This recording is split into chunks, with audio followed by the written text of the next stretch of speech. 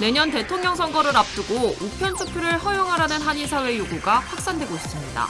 해외 한인 유권자들의 참정권을 더 이상 침해해서는 안 된다는 주장입니다. 아시안 증오범죄를 신속하게 수사하고 엄격하게 처벌하는 연방법이 오늘부터 시행에 들어갔습니다. 연방검찰이 전면에 나서기로 했습니다.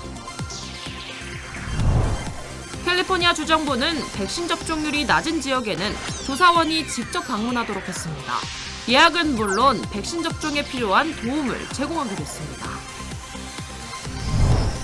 제1차 위안부 자료 디지털화 작업이 오늘 완료돼 UCLA 한국학연구소의 데이터베이스가 구축됐습니다. 전 세계에서 언제 어디서나 손쉽게 활용할 수 있게 됐습니다. 연준이 긴축 가능성을 처음으로 공식 언급했습니다. 이제는 시기만 남았습니다.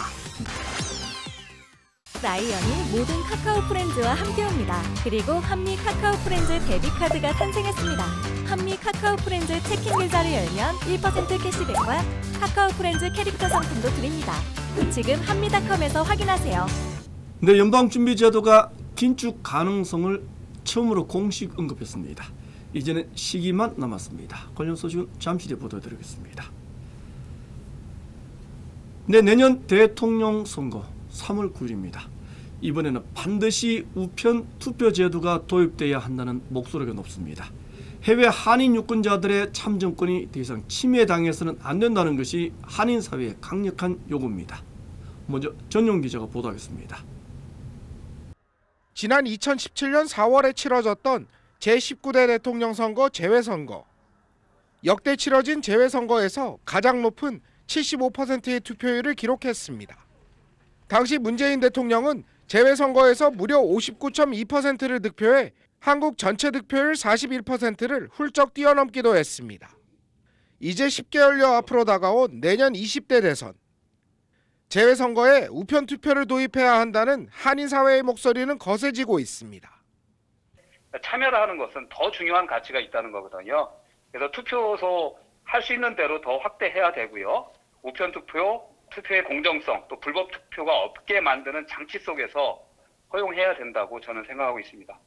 무엇보다 우편 투표는 재외선거 참여율을 높일 수 있는 가장 효과적인 방법이라는 주장입니다. 막대한 예산이 투입되는 재외선거인 만큼 해외 한인들의 목소리를 제대로 반영해야 한다는 겁니다. 한국 정부가 재선거 우편투표 도입을 적극적으로 좀 추진해가지고 내년에 있을 대선에 우리의 권리를 한 표 행사할 수 있도록 그렇게 해줘야 되는 것이 지난해 대통령 선거에서 우편투표를 적극적으로 확대했던 미국처럼 한국 재외선거에도 우편투표 도입은 당연하다는 주장입니다. 거리상의 문제라든가 또는 시간상의 문제 때문에 할 수 없는 그런 여건을 이번에 우편 투표의 방법을 통해 갖고 미국과 비슷한 양상의 시스템을 도입한다 그러면 좀 더 민주적인 참된 미래의 한국을 오픈하는데 우편 투표 실시와 투표소 확대 방안을 담은 재외선거법 개정안은 이미 한국 국회에 발의됐지만 입법 여부는 여전히 불투명합니다. LA에서 SBS 전영웅입니다. 네, 아시안 인종 징후 범죄 앞으로는 연방검찰이 신속하게 직접 수사에 나서야 합니다. 처벌도 보다 강력해졌습니다. 이런 내용을 포함하는 연방법이 오늘부터 시행에 들어갔습니다. 이재령 기자가 보도하겠습니다. 팬데믹이 시작된 지난해 3월 이후 1년 동안 접수된 아시안 증오범죄 사건은 무려 6,600건. 지난 한 달 동안 LA 경찰국에 접수된 증오범죄 건수만 해도 62건으로 11년 만에 가장 많은 수치를 기록했습니다. 폭증하는 증오범죄 사건, 이제는 연방 차원에서 수사하게 됩니다. 조 바이든 대통령은 코로나19 증오범죄 법안에 오늘 최종 서명했습니다. We see you. And the Congress has said, we see you. And we are committed to stop the hatred and the bias. 법안은 연방 법무부에 증오범죄 사건을 전담하는 인력을 배치하고 신속하고 엄중히 수사하도록 했습니다. 다양한 언어로 통일된 신고 한라인을 구축하는 내용도 포함됐습니다. 법무부에서 만일 증오범죄나 이다 할 때 이제 이거를 좀 더 이제 빠르게 검토를 할 수 있도록 그렇게 가이드라인을 지금 만들어라. 그렇게 이제 법무부에 명령을 내린 거고요. 주와 지역 정부에 아시안 증오범죄를 방지하기 위한 예산도 배정됩니다. 아시안 정의진흥협회와 LA 한인회 등은 법안 통과를 환영했습니다. 연방 차원에서 아시안 증오범죄의 심각성을 인지했다는 것은 의미가 있다는 겁니다. 하지만 이제 시작일 뿐이라고 강조했습니다. 폭행이나 살인 같은 형사법적 증오범죄뿐 아니라 인종차별적 욕설이나 비하 같은 증오 사건들도 처벌 대상에 포함돼야 한다는 겁니다. 90% 이상이 형사법은 안 가지만 그 저희가 증오 사건, 헤이트 인시던트라고 증오 사건이라고 말을 하는데, 그래서 그런 거에 대해서 좀 더 확실하게 대처할 수 있는 그런 그런 거를 저희는 요구를 계속 꾸준하게 해오고 있었거든요. 한인 커뮤니티 리더들은 효과적인 아시안 증오 사건 감소를 위해 커뮤니티 차원에서 계속해서 관심을 갖고 목소리를 낼 것을 촉구했습니다. LA에서 SBS 이재린입니다. 네, 캘리포니아주의 백신 접종률 70%에 육박하고 있습니다. 하지만 아직 일부 지역은 여전히 30%대에 머무는 등 낮은 상태가 계속되고 있습니다. 보건당국은 접종률이 낮은 지역에 직접 조사원을 보내기로 했습니다. 백신 접종을 마칠 때까지 도움을 주기로 했습니다. 보도에 이사명 기자입니다. 캘리포니아주가 집단 면역을 달성하기 위해 조사원을 파견합니다. 개빈 뉴섬 캘리포니아 주지사는 주민들의 백신 접종 여부를 확인하는 방문 조사를 시작한다고 밝혔습니다. UCLA와 커뮤니티 70개 단체들과 협력해 조사를 시작할 방침입니다. 조사원들은 가가오를 방문해 백신 접종 여부를 조사하게 됩니다. 미접종자가 있을 경우 온라인 예약을 해주거나 접종 정보를 제공하게 됩니다. 뉴섬 지지사는 예산으로 $10,000,000를 책정했습니다. 2,000명의 조사원을 채용했습니다. 방문조사 대상 지역은 LA와 오렌지 카운티, 그리고 샌디에고와 세크라멘토 등 캘리포니아 주요 도시입니다. 캘리포니아주가 집단 면역에 도달하는 시기가 늦어질 수 있다는 분석에 따른 조치입니다. 캘리포니아주에서 집단 면역에 도달하기 위해 최소 전체 인구의 70%가 백신 접종을 끝내야 합니다. LA에서 SBS 이사면입니다. 네, 뉴욕주는 오늘부터 마스크 의무 착용을 완전히 해제했습니다. 수용 인원 제한도 모두 폐지했습니다. 하지만 일반인들은 아직은 너무 성급하다는 반응입니다. 김종원 특파원이 취재했습니다. 뉴욕입니다. 뉴욕이 1년여 만에 일상으로의 복귀를 선언했습니다. This is a really important day. It proves that vaccination works. 이른바 그랜드 리오프닝, 전면 재개장이라 이름 붙은 이번 조치의 주요 내용은 식당이나 문화시설 같은 다중이용시설에 적용되던 수용인원과 영업시간 제한을 폐지하는 겁니다. 이와 동시에 백신을 맞은 사람들은 더 이상 마스크 착용을 하지 않아도 된다는 지침도 포함됐는데 시민들 반응은 오히려 좋지 않습니다. 뉴욕 정상화 첫날인 오늘 맨하탄 타임스퀘어에 나와봤습니다. 마스크를 모두 벗어 던질 것이다. 이런 예상과는 달리 일단 이곳을 순찰하고 있는 경찰들부터 대부분 마스크를 쓰고 있고 지나다니는 시민들이나 관광객들까지도 마스크를 벗은 사람보단 쓴 사람이 더 많습니다. It's a little bit confusing because actually the government told us that we can be outside without masks. They don't know how to recheck that people are vaccinated. 대부분의 상점들은 여전히 마스크 없이는 입장을 못하는 상황. Can I get in? There's actually a line starting behind those two doors. Oh, okay. Do I have to wear a mask? Yes, you do. 식당 주인들도 이번 조치가 달갑지 않긴 마찬가지입니다. So when the guests come through the door, it's going to be the first question that we ask: Are you guys vaccinated? Can you just show us a quick bit of proof? 시기상조인 거는 맞는 것 같아요. 근데 조금 더 한두 달 정도 더 있다가 얘기해도 늦지는 않은 것 같은데. 주정부는 코로나 이전으로의 복귀를 선언했지만 사람들의 일상이 완전히 회복되는 데는 아직 시간이 더 필요해 보입니다. 뉴욕에서 SBS 김종원입니다. 유럽연합은 유럽 전 지역에서 사용할 수 있는 백신 접종 증명서를 도입하기로 합의했습니다. 세부 사항이 남아있긴 하지만 다음 달 말부터는 자유로운 영내 여행이 가능하게 됐습니다. 김용철 기자입니다.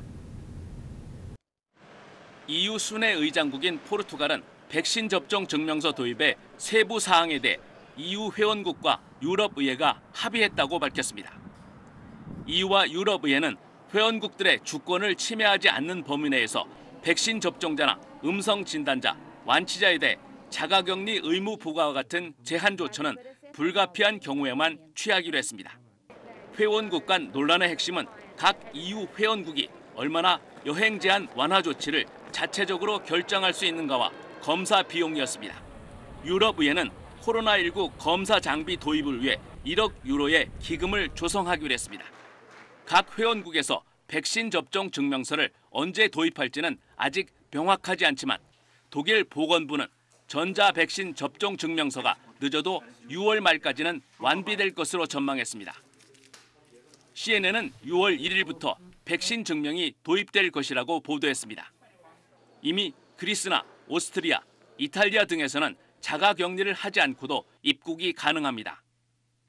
그리스는 코로나19 백신 접종을 마쳤다는 증명서를 내보이거나 72시간 이내에 실시한 유전자 증폭 진단검사 결과를 제시하면 입국이 가능합니다.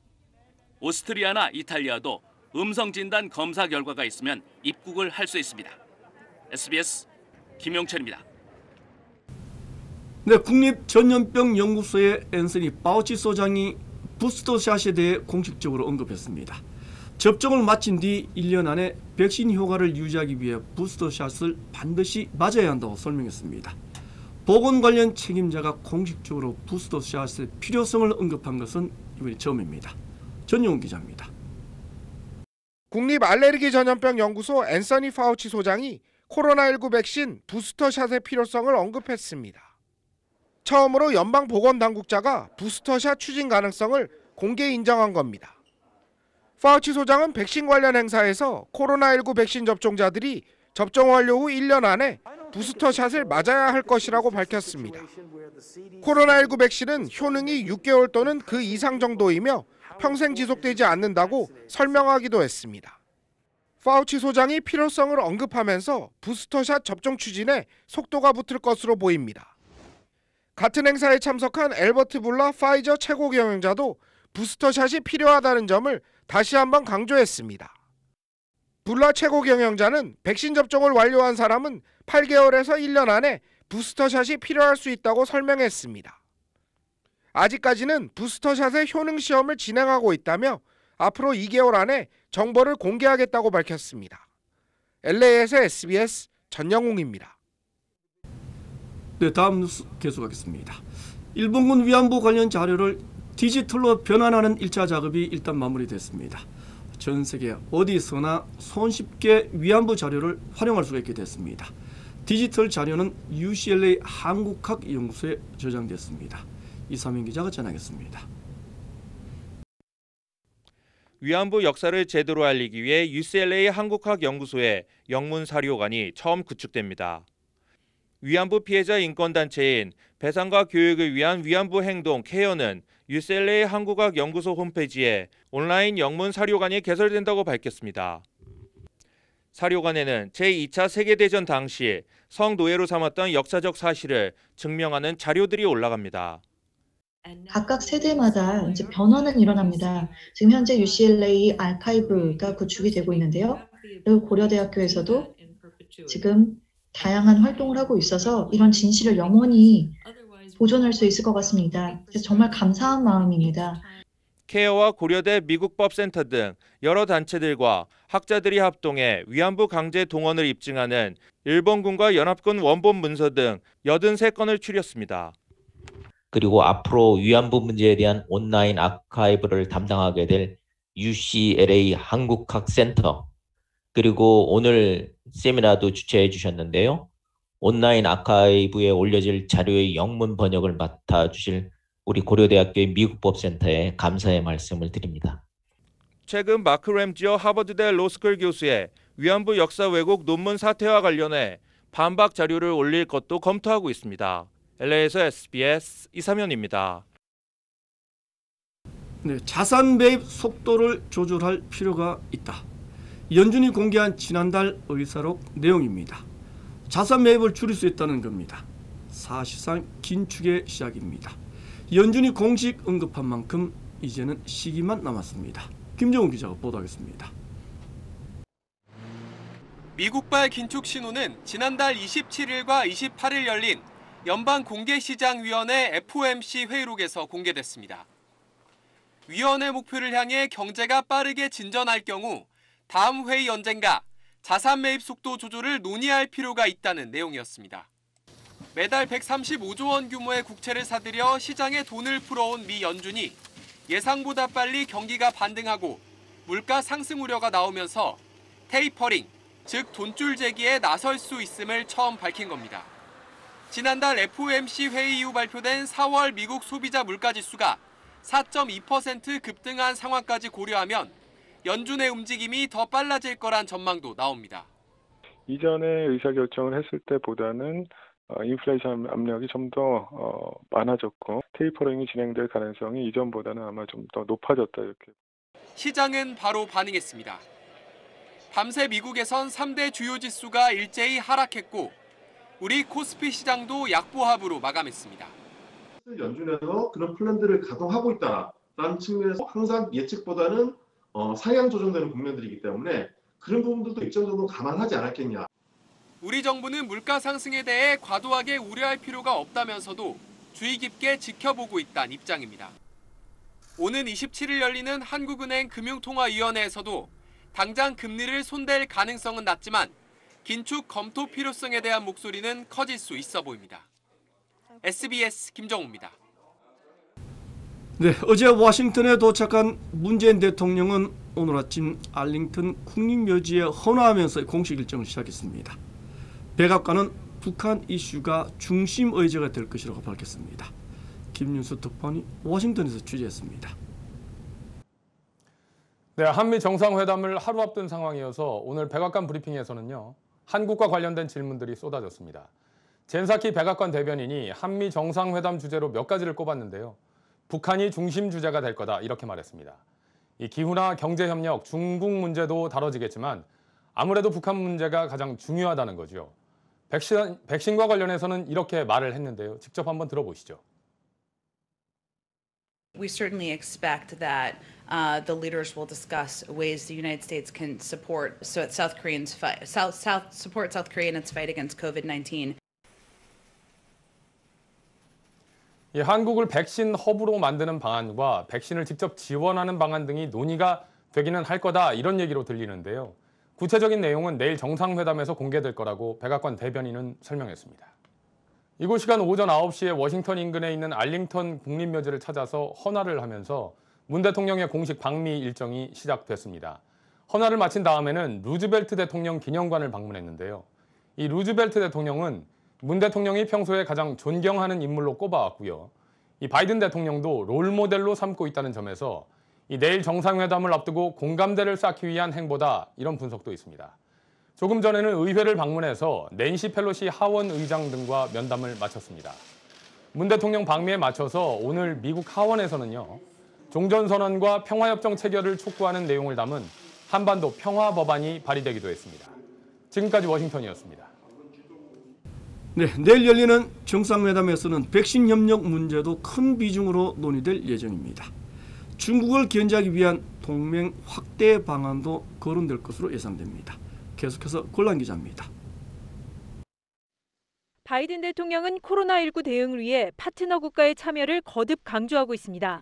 An effort that involves working with the pharmaceutical companies and others and partner nations to vastly increase supply that can beat this pandemic worldwide. 백신 생산을 늘려 인도 태평양 지역에 안정적인 공급을 하겠다. 즉 백신 동맹에 대한 미국 정부의 의지가 읽히는 대목입니다. 정상회담 의제인 한미 백신 협력도 공격적으로 백신 외교전을 펼치고 있는 중국과 러시아에 대응하기 위한 측면도 있다고 외교 소식통은 전했습니다. 중국에 대한 견제책으로 인도, 호주, 일본이 참여한 쿼드와 관련해 한국의 역할을 주문할 가능성도 있습니다. 커트 캠벨 백악관 NSC 인도태평양 조정관은 지금 시점에서 쿼드 확대 계획은 없다 선을 그었지만 영내 협력 가능성엔 여지를 남겼습니다. 우리 정부는 쿼드 가입엔 거리를 두고 있지만 백신, 기후변화 등 분야의 실무그룹 참여는 신중히 검토하는 것으로 알려졌습니다. 바이든 행정부가 강조하고 있는 북한 인권 문제도 접점을 찾아야 할 의제입니다. 이런 가운데 미 상하원은 결의문에서 문 대통령 방미를 환영하는 한편 CVID, 즉 북한의 완전하고 검증 가능하며 불가역적인 비핵화와 인권 증진에서 협력을 명시해 과제도 함께 제시했습니다. SBS 권란입니다. 바이든 행정부의 대북 압박도 점차 강도가 세지고 있습니다. 주한미군 사령관 지명자는 한미연합훈련 재개를 강조했습니다. 김태훈 국방전문기자가 보도했습니다. 바다 위의 군사위성으로 불리는 미 해군 무인정찰기 MQ-4 트리톤 2대가 지난 15일 일본 미사와 기지에 도착했습니다. 트리톤의 첫 해외 전개입니다. 한 번 뜨면 30시간 동안 고도 10km 이상 높이에서 바다와 해안의 물체를 손바닥 보듯 합니다. 일본 방위성은 유엔이 금지하는 북한으로의 석유류 해상 환적 감시를, 미국 군사 전문가들은 북한 동해 잠수함 기지 정찰을 대중국 견제와 함께 트리톤의 역할로 꼽았습니다. 미 해병대는 이란 혁명수비대 사령관 암살 작전에 동원됐던 무인 공격기 MQ-9 리퍼의 한반도 주변 배치도 시사했습니다. The way that system operates is from a friendly base, and that could be continental United States, it could be Guam, it could be Hawaii, or a partner nation. 이에 대해 폴 라카메라 주한미군 사령관 지명자는 미 상원 청문회에서 한미 연합훈련이 대북 준비태세 구축에 매우 중요하다고 언급했습니다. 남북 북미 관계 관리를 위해 트럼프 행정부에서 2년 이상 중단됐던 여단급 이상 대규모 실기동 연합훈련이 재개될 가능성을 높이는 발언입니다. 다음 달 미국 알래스카에서 열리는 다국적 공군훈련 레드플래그에 우리 공군이 3년 만에 참가하는데 한미 실기동 연합훈련의 전초전이란 분석도 나오고 있습니다. 대북 외교와 억제를 병행하겠다는 바이든 행정부가 억제 정책을 먼저 가시화하는 모양새입니다. SBS 김태훈입니다. 네, 다음 소식입니다. 이스라엘과 무장정파 하마스는 조건 없는 휴전에 합의했다고 선언했습니다. 하지만 무력 충돌은 계속됐습니다. 보도에 정성진 기자입니다. 팔레스타인 무장단체 하마스 측의 휴전 가능성 언급에도 전투작전을 이어가겠다며 강경한 입장을 보였던 이스라엘 정부가 휴전안을 승인했습니다. 현지 언론은 이스라엘 내각이 현지 시각 20일 저녁 안보관계 장관회의를 열고 조건 없는 휴전에 동의했다고 보도했습니다. 이스라엘 정부는 성명을 통해 이집트가 제안한 휴전안을 수용하기로 했다고 밝혔습니다. 하마스 측도 이에 동의하면서 양측은 현지 시각 21일 새벽 2시부터 휴전에 들어가기로 했다고 로이터 통신이 보도했습니다. 휴전 논의는 국제사회의 거센 압박 속에 급물살을 탔습니다. 유엔은 팔레스타인 상황에 대한 긴급 회의를 열고 모든 적대 행위를 멈출 것을 촉구하며 양측 모두를 비난했습니다. I appeal to all parties to cease hostilities now. If there is a hell on earth, it is the lives of children in Gaza today. 열흘 만에 휴전에 합의했지만 11일째 계속된 무력 충돌로 사상자는 크게 늘었습니다. 가자 지구에선 아동 61명을 포함해 모두 232명이 숨졌고 이스라엘에서도 12명이 숨졌습니다. 2,000명 넘는 부상자가 발생했으며 가자 지구에선 5만여 명이 삶의 터전을 잃은 것으로 전해졌습니다. SBS 정성진입니다. 네, 가상화폐에 대한 중국 정부의 규제는 더욱 강화됐습니다. 가상화폐를 발행하거나 거래하는 것은 물론입니다. 채굴까지 강력히 단속하기로 했습니다. 송욱 특파원이 전하겠습니다. 중국 가상화폐 기업이 신장 위구르 자치구에 설립한 채굴장입니다. 9개의 건물 안에는 가상화폐를 얻기 위해 복잡한 연산을 24시간 수행하는 컴퓨터들이 빼곡히 들어차 있습니다. 중국 인터넷에는 투자자를 찾는 가상화폐 채굴장 영상이 넘쳐납니다.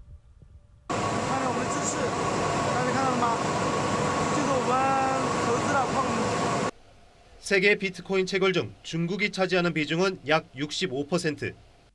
특히 전기요금이 상대적으로 싼 신장과 수촨성, 네이멍구 자치구 등에 채굴장이 몰려 있습니다. 그런데 네이멍구 정부가 최근 관내 가상화폐 채굴장의 전면 폐쇄에 나선 데 이어 채굴장 신고망 운영에 들어갔습니다. 채굴장의 땅이나 각종 서비스를 제공하는 기업도 신고 대상으로 위장했거나 숨어있는 채굴장까지 뿌리를 뽑겠다는 겁니다. 중국 정부는 지난 2017년 가상화폐 발행과 거래를 금지했지만 지역 경제 등을 고려해 채굴업까지 금지하진 않았습니다. 네이멍구 정부는 이번 조치가 에너지 절감을 위한 것이라 밝혔지만 민간 가상화폐를 체제 위협 요소로 보는 중국 정부가 최근 가상화폐 거래를 인정하지 않겠다는 방침을 재천명한 것과 연관이 있는 것으로 풀이됩니다. 따라서 채굴장 퇴출 조치가 다른 지역으로 확대될 수 있다는 전망도 나오고 있습니다. 테슬라 일론 머스크의 변덕스러운 발언과 중국 규제 등이 맞물리며 비트코인의 국내 가격은 지난달 최고가에서 40% 가까이 떨어진 5천만 원 근처에서 등락을 거듭하고 있습니다. 베이징에서 SBS 송욱입니다. 네, 국제 해커 조직들이 한국 대기업의 미국 법인들까지 범행 대상으로 노리고 있습니다. 실제로 피해를 본 미국 법인들이 한둘이 아닌 것으로 나타났습니다. 먼저 박재현 기자입니다. 며칠 전 한 해커 그룹이 특별한 브라우저로만 접속이 가능한 다크웹에 올린 자료입니다. 28MB 규모 파일 7개였는데 해커들은 LG 계열사 내부 자료라고 주장했습니다. 이 해커 그룹은 지난해 6월부터 활발히 활동하고 있는 콘티 랜섬웨어라는 팀으로 최근 전 세계에서 기업 수십 곳을 공략해 내부 자료를 유출한 뒤 돈을 요구하기로 악명이 높습니다. LG전자 측은 자체 조사 결과 지난달 북미 지역 법인 서버가 해킹됐다고 SBS에 밝혔습니다. 일부 파일은 랜섬웨어로 인해 정상적으로 열어볼 수 없게 암호화됐습니다. LG전자 측은 해킹된 자료는 중요 정보가 아니고 아직까지 돈을 요구하는 해커 그룹의 연락은 받지 않았다고 밝혔습니다. 직원들의 PC명이에요. PC명이 전부예요. 이거 자체로는 아무도 의미가 없어요. 그런데 지난해에도 국내 기업 해외 법인들의 해킹 피해는 빈번하게 발생했던 것으로 확인됐습니다. LG화학과 CJ 계열사, 현대차 협력사의 해외 지사들이었습니다. 일부 해킹 그룹은 해킹 자료를 조금씩 추가 공개하며 기업들을 압박하고 있습니다. 올해부터 일부 회사에 수억 원의 돈을 요구하고 있는 것으로 알려졌습니다. 대기업들의 비즈니스의 핵심 로직들을 방해하는 방향으로 대기업의 매출에 직접적인 영향을 끼치려는 방향으로 변화를 하고 있고, 이처럼 대기업을 타겟으로 하는 국제적인 해킹 그룹은 300여 개가 활동하고 있는 것으로 알려지고 있습니다. SBS 박재현입니다. 네, 국제 해커 조직들의 범행과 협박 수법은 갈수록 교모해지고 있습니다.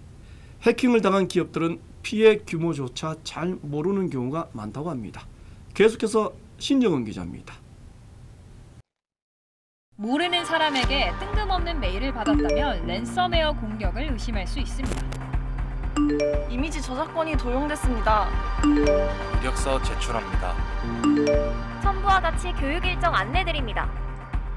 무심코 메일 속 주소를 클릭하거나 첨부 파일을 내려받으면 순식간에 악성 코드에 감염될 수 있죠. 랜섬웨어 공격에 그치던 해커들의 수법은 최근 고도화됐습니다. 해커들은 기업의 고객 정보 등 중요 데이터를 먼저 빼돌린 다음 랜섬웨어 공격으로 파일을 망가뜨립니다. 자, 이렇게 되면 해커들은 두 가지 패를 손에 쥐게 됩니다. 복잡한 암호로 헝클어뜨린 기업의 데이터와 이 해킹 사실을 고객들에게 알릴 수 있다는 협박입니다. 최근 미국 송유관을 멈추게 한 해킹도 이런 방식이었습니다. 랜섬웨어 공격과 함께 가로챈 정보를 인질로 돈을 요구했는데 송유관 회사는 더 큰 피해를 막겠다며 비트코인 50억 원어치를 해커에게 건넸습니다. 여기에 대규모 트래픽을 일으켜 서버를 마비시키는 디도스 공격까지. 해커들은 2중, 3중 협박으로 기업을 몰아치며 높은 몸값을 요구합니다. 게다가 피해 기업들이 이미지나 신인도에 악영향을 미칠까 봐 해킹 사실 자체를 감추는 경우가 많아 피해 규모를 정확히 파악하기도 어렵습니다. 어떤 예방이나 사후 복구 이런 것들이 제대로 안 되고 있는 기업들도 있는 게 현실인 거고, 다같이 피해를 당하지 않기 위해서는 그런 걸 좀 어느 정도 일정 수준 공개하는 게 필요한데, 해킹 공격이 거세질수록 피해를 막기 위한 기업 간 정보 공유가 필요하다는 지적이 나옵니다. SBS 신정은입니다.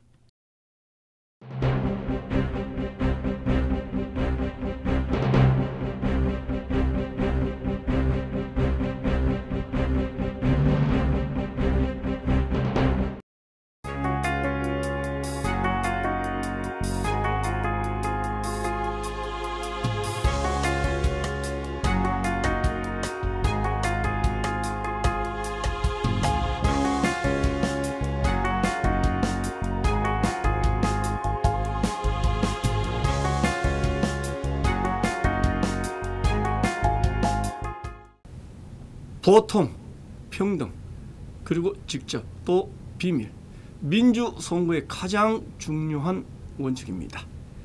해외 한인 유권자들이 요구하는 우편 투표제 허용, 선거 원칙에 비춰봐도 꼭 도입돼야 하겠습니다. 물리적인 거리 때문에 참정권이 제약받을 수는 없기 때문입니다. 내년 대통령 선거 10개월이 채 남지 않았습니다. 선거법 개정안은 한국 국회에 발의되어 있습니다. 한국 국회를 과점하고 있는 민주당이 반대하고 있다는 얘기도 들립니다. 지난 대선에서 문재인 대통령은 해외 유권자들의 60%의 지지를 받았습니다. 민주당이 반대하는 이유 알다가도 모르겠습니다. 이분수 마치겠습니다. 고맙습니다.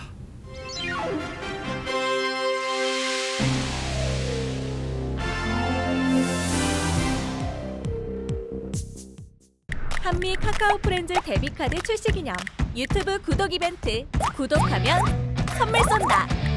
한미 유튜브 채널에서 구독과 좋아요 누르고 축하 댓글 쓰면 끝! 지금 바로 참여하세요. 한미은행